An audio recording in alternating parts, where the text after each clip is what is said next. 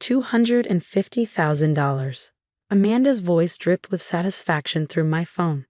Way better than keeping your old junk locked away. You should be thanking me for finally doing something useful with it. I gripped my kitchen counter, my knuckles turning white as the magnitude of what she'd done hit me.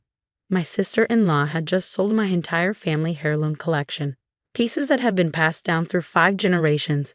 Pieces that told the story of my family's journey from Italy to America.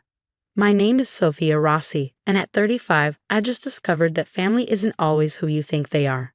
Amanda, my brother Michael's wife of 3 years, had somehow accessed my climate-controlled storage unit while I was away at a conservation conference in Boston. The same storage unit where I kept my family's most precious possessions: antique jewelry, hand-painted porcelain, rare books, and irreplaceable photographs. You had no right, I managed to say, my voice steadier than I felt. Those weren't yours to sell.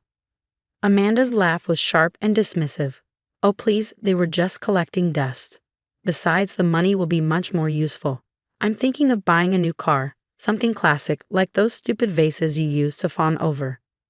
The irony of her words might have been funny if I wasn't fighting back tears. Those stupid vases were hand-painted by my great-grandmother, who brought them from Florence in 1932, wrapped in her wedding dress and carried across an ocean to start a new life. Where did you sell them? I asked, already opening my laptop to check the security footage. Amanda didn't know about the cameras I'd installed last year after a break-in attempt. The storage facility's own security was decent, but I'd wanted extra protection for my family's legacy. Some private collector, she said smugly. He knew the real value of things, unlike you. Paid cash too, smart man. I typed in my security login credentials, my fingers trembling slightly. And how exactly did you get into the storage unit, Amanda? There was a slight pause, the first crack in her confident facade. Michael gave me the key, of course. He is your brother, after all. The collection belongs to the whole family. Another lie. Michael had been traveling in Japan for the past month, completely unreachable due to a meditation retreat. He wouldn't be back for another week, and he'd never given anyone access to my storage unit. He respected what those heirlooms meant to me. The security footage loaded, showing clear images from multiple angles. I started with yesterday's feed, watching as Amanda approached the unit, but she wasn't alone. A tall man in an expensive suit walked beside her, gesturing animatedly. They reached my unit, and I leaned closer to the screen, my blood running cold as I watched Amanda pull out not a key, but what looked like a set of lock picks. You broke in, I said, cutting off whatever excuse she was about to make. I'm watching the footage right now, Amanda. You picked the lock. The silence on the other end was deafening. Then, you're bluffing. There aren't any cameras in that place. I continued watching as they loaded box after box into a sleek black SUV. The man handed Amanda something, probably the cash she'd bragged about. The timestamp showed 3:47 p.m. yesterday. 3:47 p.m., I said quietly. Black SUV, license plate visible. You're wearing your red blazer, the one Michael bought you for Christmas. Want me to continue? You little, she sputtered, her composure finally cracking. Those things were wasted on you anyway. All you did was hide them away like some crazy collector. At least now they'll be appreciated. I thought about the hours I'd spent cataloging each piece, researching their history, documenting the stories behind them. The collection wasn't just valuable in terms of money. It was our family's history, tangible pieces of our past that connected us to our roots. Here's what's going to happen, I said, my voice cold. You're going to tell me exactly who you sold them to, or the police get this footage. Your choice. Amanda's laugh was desperate now. You wouldn't dare. Michael would never forgive you for getting me arrested. Michael would never forgive you for stealing our family's heritage, I countered. But let's ask him, shall we? He lands in Tokyo in about 2 hours. I'm sure he'd love to see this footage. You're bluffing, she said again, but I could hear the uncertainty in her voice. Besides, the sale is done. What's done is done. I smiled, but she couldn't see it. That's where you're wrong, Amanda. So very wrong. You see that man you sold our heirlooms to? He's about to learn some very interesting things about the legality of his purchase. I ended the call and immediately dialed Detective Martinez, my friend from college who now worked in the art crimes division. As the phone rang, I downloaded the security footage to my laptop, making sure to save multiple copies. Amanda had no idea what she just started. Those heirlooms weren't just valuable antiques, they were registered, documented pieces of cultural heritage. The sale wasn't just theft, it was a federal crime. My phone buzzed with a text from Amanda. "You're making a big mistake." I was trying to help the family. I ignored it, focusing instead on composing an email to Michael. My brother needed to know what his wife had done, and he needed to see it with his own eyes. The security footage would tell him everything he needed to know. The heirlooms might be gone for now, but Amanda was about to learn a harsh lesson about family, respect, and the consequences of underestimating the wrong person. I opened my files and began documenting everything, preparing for what would come next. This wasn't over, it was just beginning. Detective Martinez called me back within an hour. "Sophia, I've reviewed the footage. This is serious. We're not just talking about simple theft. The items she sold are registered with multiple cultural heritage databases." I sat in my study, surrounded by photographs of the collection, my own detailed catalog that Amanda hadn't known about. "What's our next step?" "I've already put out alerts to known dealers and auction houses," she explained. "Given the value and historical significance, this buyer won't be able to move these pieces without raising red flags. We've also got clear footage of both your sister-in-law and the buyer. The license plate is registered to a James Harrison." The name hit me like a thunderbolt. "Harrison?" "As in Harrison Fine Arts." "The same. He's known in our department, usually stays just within the law, but he's been suspected of dealing in questionably acquired pieces before. This time, though, he's made a mistake." I pulled up Harrison's website on my laptop. Sure enough, there he was, the same man from the security footage, standing smugly among his collection. My blood boiled seeing him there, knowing he had my family's treasures. My phone buzzed again. Another text from Amanda. "That collector already has plans for the pieces. You can't stop it now. Just take the money and be grateful." Before I could respond, another call came through. "Michael." My heart raced as I answered. "Hey, brother." "Sophia." His voice was tight, controlled. "I just got your email. Please tell me this isn't real. Please tell me Amanda didn't." "I'm looking at the footage right now," I said gently. "I'm so sorry, Michael, but it's all true." There was a long silence, then a deep, shaky breath. "I'm cutting my trip short. I'll be on the next flight home." "Have you called the police?" "Better," I replied. "Detective Martinez from Art Crimes is handling it." "Michael, there's something else you should know. The buyer is James Harrison." "The dealer?" Michael's voice sharpened. "Sophia, that man's reputation is terrible.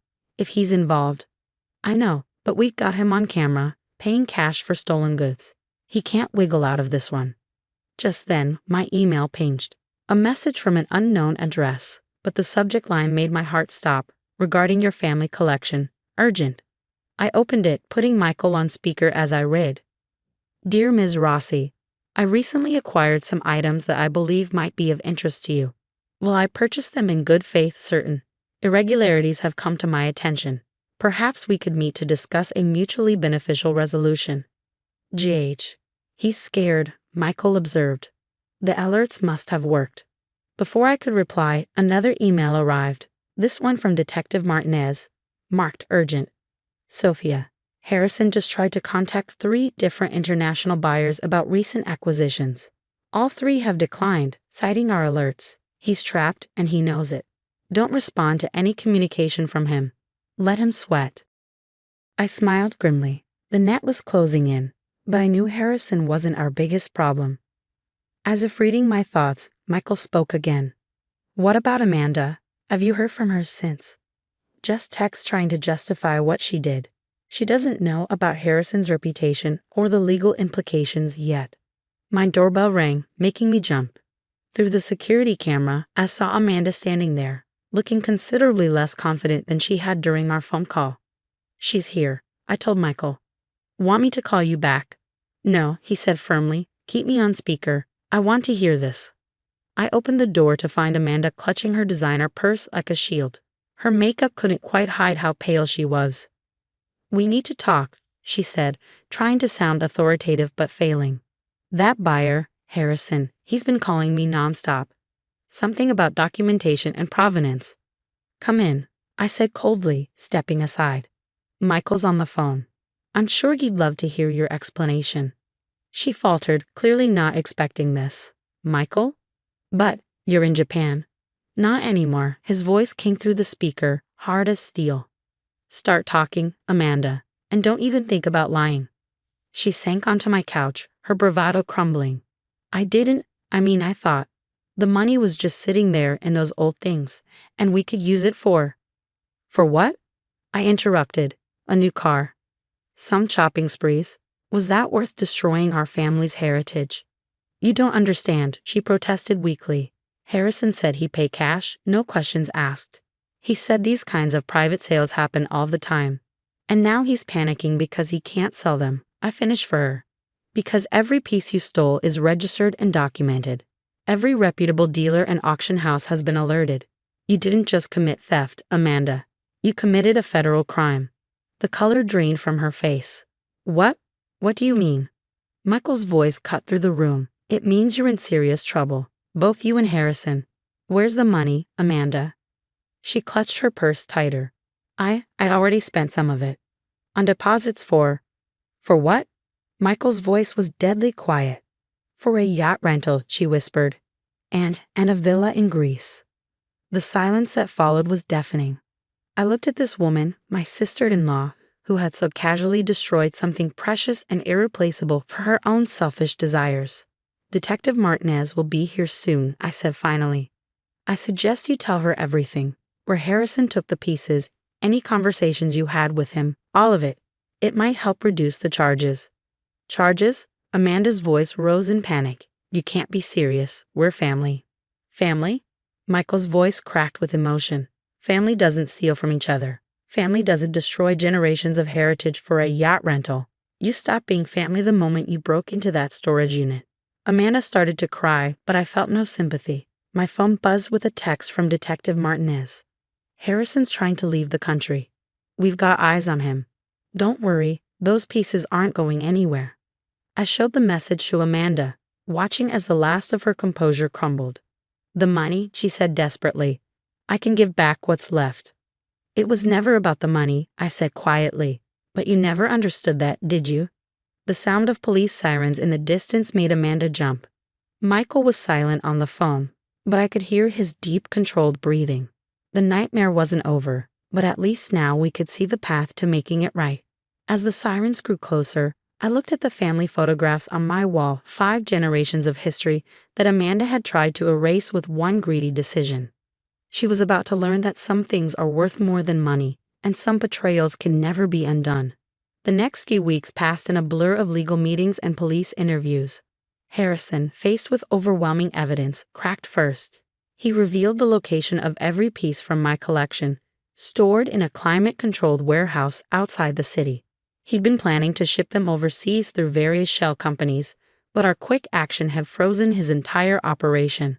We've recovered everything, Detective Martinez told me as we stood in the warehouse, surrounded by carefully packed crates. Harrison's cooperating fully. He's more worried about his reputation than facing charges. He's offering to handle all costs for proper restoration and return shipping. I ran my hand over a familiar crate, knowing my great-grandmother's vases were inside. And Amanda. She's accepted a plea deal. The prosecutor took into account that she returned most of the money and provided evidence against Harrison. She's looking at probation, community service, and mandatory financial counseling. Michael hadn't spoken to Amanda since that day in my living room. He'd filed for divorce immediately upon returning from Japan, citing her criminal actions as grounds. The last I heard, she'd moved back in with her parents, her dreams of yachts and villas replaced by the harsh reality of legal fees and a ruined reputation. The collection's cultural significance actually helped us, Martinez continued. The federal charges scared Harrison straight. He's provided a full confession and documentation of similar deals he's made. The art crimes unit is having a field day. 2 days later, I stood in my storage unit, now equipped with a state-of-the-art security system. Harrison's involuntary contribution to making things right. Each piece was returned to its proper place, each family treasure back where it belonged. Michael helped me catalog everything, our hands gentle as we unpacked generations of memories. You know what Mom used to say about these? He asked, carefully unwrapping one of the vases. She said they weren't just containers for flowers, they were vessels for stories. Each chip and crack was a chapter in our family's journey. I nodded, remembering our mother's voice as she taught us about our heritage. She would have been proud of how we handled this, I said softly. We protected what matters. The final piece we unpacked was a small, leather-bound diary that had belonged to our great-grandmother. Inside, written in fading Italian script, was the story of how she carried these treasures across an ocean, believing in a future she couldn't yet see. Amanda never understood, Michael said, his voice heavy with emotion. She saw dollar signs where we saw stories, market value where we saw memories. A month after everything was returned, I hosted a small gathering at my home. Family members from across the country came to see the collection, now displayed more securely but still as beautifully as ever. I'd hired an expert to help properly document each piece's history and significance, ensuring that future generations would understand their value beyond any price tag. Detective Martinez attended too, admiring the pieces she'd helped recover. You know, she said, sipping her wine, in all my years working art crimes, I've never seen someone so prepared. Those security cameras, the documentation, you made our job much easier. I smiled, thinking of all the precautions I'd taken that had seemed almost paranoid at the time. Sometimes the best defense is being ready for the worst. Later that evening, as the guests left and Michael helped me clean up, we found an envelope that had been slipped under my door. Inside was a letter from Amanda. I'm sorry, I know those words aren't enough, but they're all I have. I didn't understand what I was destroying. Maybe I never will. The money's all been returned, not that it matters now. Some things, once broken, can't be fixed with cash. Michael read it once and then set it aside without comment. Some betrayals leave scars that no apology can heal. Standing in my study that night, surrounded by the treasures that had almost been lost, I felt a deep sense of peace. These pieces weren't just antiques or investments. They were our anchor to the past, our bridge to the future. Amanda's greed had threatened that legacy, but in protecting it, we'd grown stronger. The collection stands as a reminder now, not just of our family's journey, but of the importance of standing firm when what matters most is threatened. Some things are worth more than money, and some legacies are beyond price. 5 generations of stories, safely preserved for the next chapter to begin.